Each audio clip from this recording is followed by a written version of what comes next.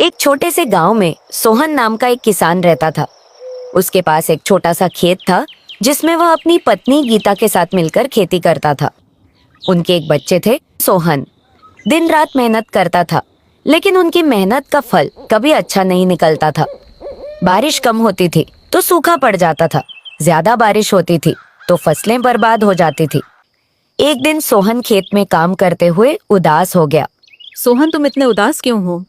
गीता, हम कितनी भी मेहनत कर ले, हमारा भाग्य साथ नहीं देता। हमारी फसलें कभी भी अच्छे से नहीं उगती हैं। लगता है कि हम इस गांव में कभी खुशहाल नहीं हो पाएंगे। सोहन, हार मत मानो।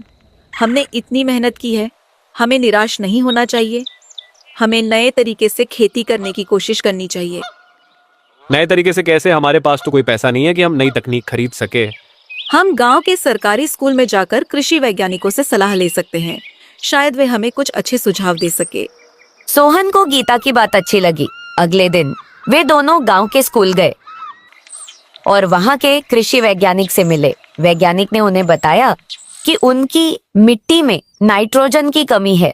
उन्होंने उन्हें बताया कि कैसे वे अपनी फसलों में जैविक खाद का इस्तेमाल करके नाइट्रोजन की कमी को पूरा कर सकते हैं। सोहन ने वैज्ञानिक की बातों को ध्यान से सुना और उन्हें धन्यवाद दिया। घर लौटकर उन्होंने गीता के साथ मिलकर जैविक खाद बनाने का काम शुरू किया। उन्होंने गांव के अन्य किसानों को भी जैविक खेती के बारे में बताया। अगले साल सोहन ने जैविक खाद का इस्तेमाल करके अपनी फसल उगाई।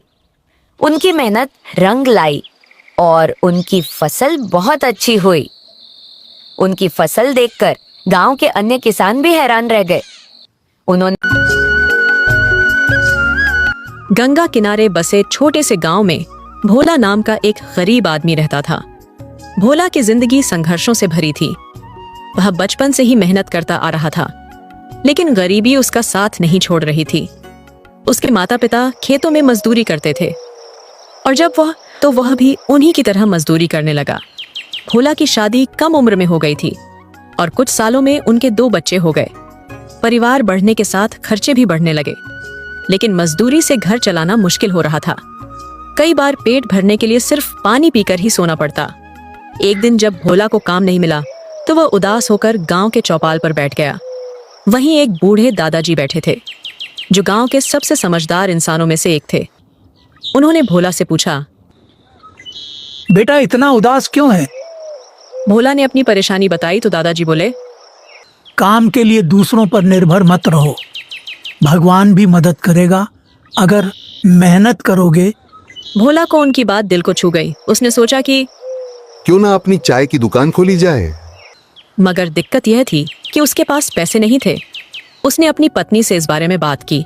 विमला ने अपने बचाए हुए कुछ पैसे भोला को दिए और गांव के एक दोस्त से उसने थोड़ा और उधार लिया।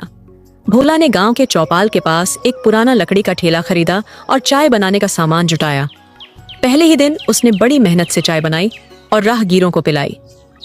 शुरुआत में ग्राहक कम आए, लेकिन उसकी चाय की खुशबू और स्वाद धीरे धीरे लोगों को आकर्षित करने लगी। कुछ ही महीनों में भोला की चाय की दुकान मशहूर हो गई।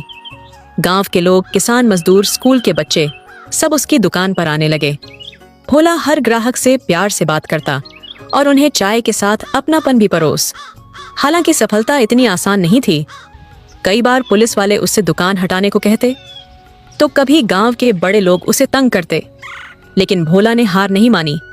उसने धीरे धीरे पैसे बचाए और पक्की दुकान बनाने की सोची। कुछ सालों बाद भोला ने अपनी छोटी सी पक्की दुकान बना ली। अब उसकी दुकान पर बिस्कुट, समोसे और ब्रेड पकड़े भी मिलने लगे। उसका परिवार खुशहाल हो गया। बच्चे स्कूल जाने लगे और पत्नी को भी उसने दुकान में मदद करने के लिए साथ रखा।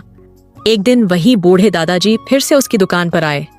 उन्होंने मुस्कुराते हुए कहा, बेटा मैंने कहा था ना कि मेहनत करने वालों को भगवान भी मदद करता है। भोला ने कहा, दादाजी आपकी बात ने मेरी जिंदगी बदल दी।